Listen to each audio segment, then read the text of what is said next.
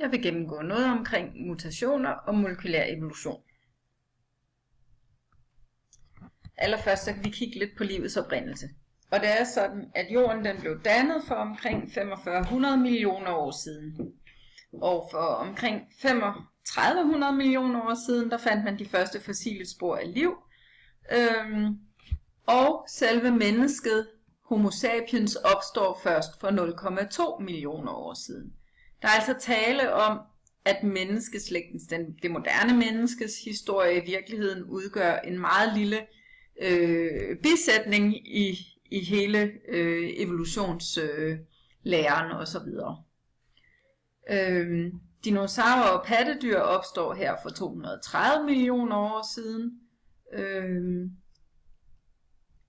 Ja, og selve homo-slægten, altså det der ender med at blive til Homo sapiens i sidste ende, det begynder for ca. 2,4 millioner år siden. Den klassiske evolutionsteori, som Darwin han beskrev i sin On the Origin of Species i 1859, har fokus på det, vi kalder makroskopisk evolution. Han havde ikke mulighed for at lave DNA-analyser, men han kunne kigge på sammenligne skelet og næbfacon og så videre på forskellige dyrearter, og ud fra det prøve at vurdere, hvor tæt beslægtet er forskellige arter på hinanden. Hans evolutionsteori den er baseret på, at der findes en naturlig variation inden for hver art, at en stor del af afkommet ikke overlever, og at individer med karaktertræk, der giver en større fordel, har større chance for at overleve det, man kalder naturlig selektion, og at alt liv på jorden stammer fra samme oprindelige organisme. Så Darwin han får ofte æren for at have fundet på det her med evolution. Men rent faktisk så var det, at ting var i udvikling, og at dyre- og planteliv udviklede sig på jorden, det vil sige selve evolutionsbegrebet, var faktisk sådan rimelig alment anerkendt på Darwins tid. Man vidste bare ikke, hvad det var for nogle mekanismer, der styrede det. Og der var samtidig med Darwin, Lamarck, han havde en anden teori end Darwin. Så Darwins teori går primært ud på det her med naturlig selektion, nemlig at evolutionen er drevet af, at nogle individer med særlige karaktertræk har større overlevelsesevne, og at de dermed bliver selekteret og overlever frem for andre, og at man på den måde ligesom kan få differentierede arter fra hinanden i udseende.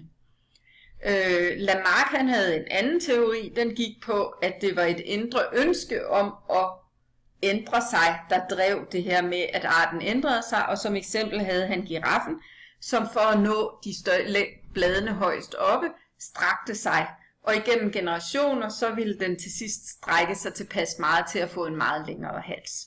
Og i dag kan vi jo grine lidt af den teori, fordi den virker jo helt absurd, hvorimod Darwins naturlige selektion vil argumentere, at de giraffer med længst hals vil have bedre overlevelsesevne, fordi at de nemmere kan nå de højeste blade på træerne, og dermed nemmere finde mad.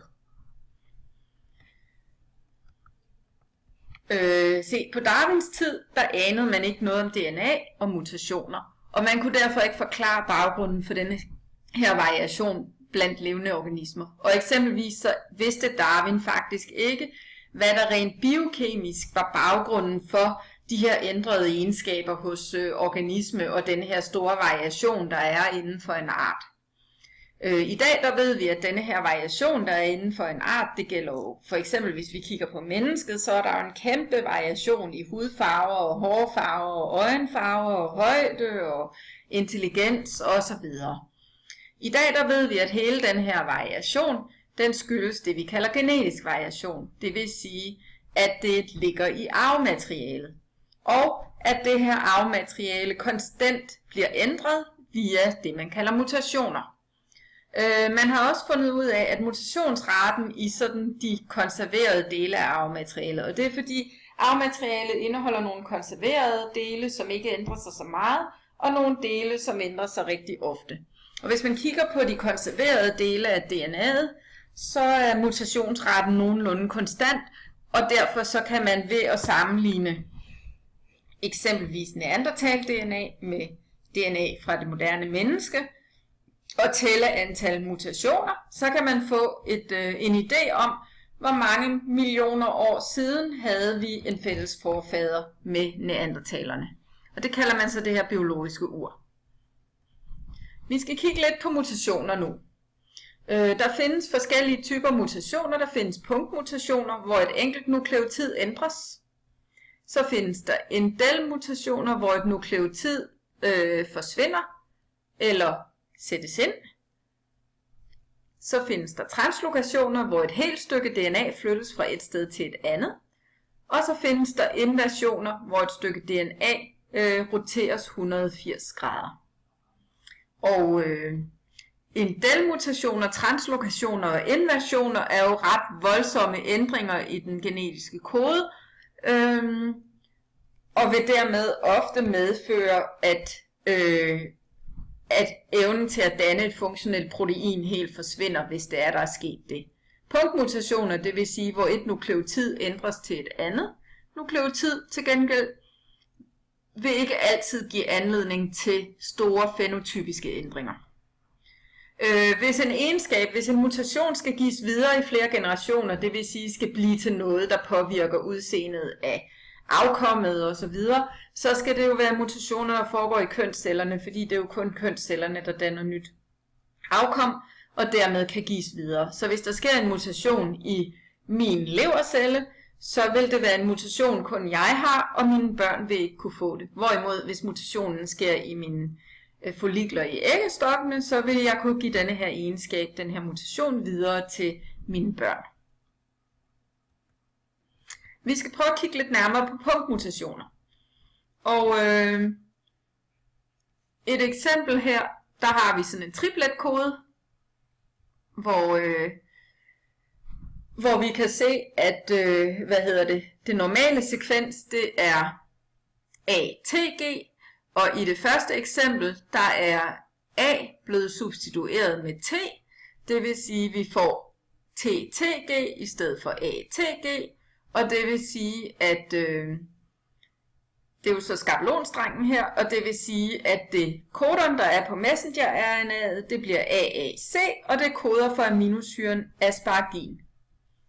Og det medfører så, at man får et andet protein. Man kan også se, hvis der sker en mutation her, hvor ATG bliver til ATC, så vil messenger-RNA-koden, tripletten, blive UAG. Det koder for et stopkodon. Det giver et helt defekt protein, så her er der bare en enkelt aminosyre, der er udskiftet. Det kan ændre lidt på proteinets funktion. Her får vi helt et defekt protein, fordi proteinsyntesen stopper for tidligt. Så har vi ATG, som kan blive til ATA. Det giver så AUA, og det giver anledning til tyrosin, hvilket ATG også giver. Så i det her tilfælde får man fuldstændig det samme protein ud. Og endeligt så har vi selvfølgelig det normale, som også giver tyrosin, og som giver et normalt protein. Så det er vores vildtype. Så det er altså ikke alle punktmutationer, der giver anledning til, at vores fænotype overhovedet ændrer sig. I det her eksempel her, så vil denne her mutation fra G til A ikke medføre ændring i proteinet, og dermed ikke medføre nogen fænotypisk ændring. Hvorimod, at denne her mutation medfører et helt defekt protein, og denne her mutation kan medføre et protein med en lidt anden funktion. Hvis vi kigger på insertioner, det vil sige, hvor der sættes noget ind, så har vi den oprindelige DNA-base her, svarende til, i det her sjove tilfælde, en hel masse histidiner i proteinkoden. Hvis der kommer et ekstra nukleotid ind her, så vil hele læserammen jo ændres. Det vil sige, at vi starter med at have en triplet her, CAT, CAT, CAT. Men efter den tredje triplet sættes der et A ind. Så bliver det jo ikke CAT, der læses som triplet, men nu det nye A sammen med CA. Det svarer til treonin. Så bliver læserammen også ændret for resten af DNA'et. Og dermed så bliver resten af proteinet fra der, hvor insertionen er sket, anderledes end det oprindelige protein. Så her vil man få ofte et protein med en meget alvorlig ændring, som ofte typisk ikke vil kunne fungere som protein.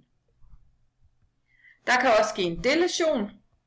Det vil sige, i det her tilfælde er det her adenin, der forsvinder. Igen, det danner histidiner hele vejen. CAT, CAT, CAT. De første 3 CAT'er er korrekte, men den fjerde CAT, hvor adeninen er forsvundet, der bliver læserammen forskubbet, så det bliver læst som CTC i stedet for. Så får vi leucin i stedet for, osv. Og resten af proteinet, det bliver så helt anderledes aminosyresammensætning. Igen et protein, som ikke fungerer. Ved en translokation, der har vi eksempelvis et kromosom fra kromosompar nummer 4, hvor et stykke af det bytter plads med et stykke af kromosomet fra kromosompar 20. Det kalder man for en translokation. Og translokationer, de vil ofte medføre meget alvorlige ændringer rent fænotypisk. Det er ikke et enkelt protein, der ikke fungerer. Det vil være rigtig, rigtig mange forskellige egenskaber, som ikke fungerer, fordi du lige pludselig får byttet rundt på nogle gener, der ellers skulle passe sammen i et kromosompar. Så ofte vil man have meget alvorlig grad af mental retardering og en hel række forskellige defekter i sådan nogle translokationsfejl. Et eksempel på en sygdom eller et handicap, som skyldes translokationer eller kan skyldes translokation, det er Downs syndrom, hvor der er byttet lidt rundt på noget fra kromosompar nummer 21 og kromosompar nummer 14, så vidt jeg husker. Den sidste type mutation, der kan ske, det er inversioner, hvor et helt stykke DNA i et DNA-molekyle ligesom ryger ud og vender rundt. Og det ændrer jo også på, hvis vi har en triplet her AAT, så ændrer det jo også på hele triplet-sekvensen i det her stykke, som bliver byttet rundt. Det giver ofte også ændringer i mere end en aminosyre i et protein, og dermed kan det jo give anledning til, at proteinet slet ikke fungerer. Man skelner imellem det, man kalder synonyme og non-synonyme mutationer, hvor synonyme mutationer, det er mutationer, hvor det er samme aminosyre, der sættes ind som oprindeligt, og non-synonyme, der bliver der udskiftet en eller flere aminosyre. Så hvis vi ser på et eksempel her, så har vi en mutation her, hvor det er jo så ved at kigge på mennesker og mus. De har haft en fælles forfar en gang for lang tid siden, men man kan se, at store dele af deres DNA er det samme. Det er alle de sorte bogstaver, og de røde bogstaver, det er der, hvor der er ændringer, hvor der er forskelle mellem mus og menneske. Og her kan man se, at ved mennesket er der et cytosin, hvor der ved musen er et thymin. Men det er stadigvæk den samme aminosyre, nemlig lysin, der bliver sat ind. Så den her mutation har ingen betydning. Og det gælder sådan set alle de her mutationer herhenne. Man får fuldstændig det samme protein ud, og dermed samme funktion. Så det er altså et eksempel på synonyme mutationer, når vi sammenligner mus og menneske-DNA i denne her sammenhæng. Synonyme mutationer medfører altså ikke nogen former for fænotypisk variation. Det gør non-synonyme mutationer til gengæld nogle gange. Men ikke altid. For eksempel hvis denne her ene aminosyre, der udskiftes, den ikke har nogen betydning for proteinets funktion, så gør det jo ikke noget fænotypisk for personen. Og statistisk set, så vil der opstå flere non-synonyme, end der vil opstå synonyme mutationer ved genetiske sammenligninger. Men ved genetiske sammenligninger, så finder man flere synonyme end non-synonyme. Og det var så ligesom eksemplet her med mus og menneske, at størstedelen af de her mutationer, man finder, det er faktisk synonyme mutationer. Og hvorfor må det? Ja, det er jo fordi, at non-synonyme mutationer vil jo ofte give defekte proteiner, og dermed give en rigtig dårlig overlevelsesevne. Så langt de fleste non-synonyme mutationer vil medføre ikke levedygtigt afkom, og dermed vil de jo ligesom uddø, de her mutationer. Og det var, hvad jeg havde at sige om mutationer og molekylær evolution.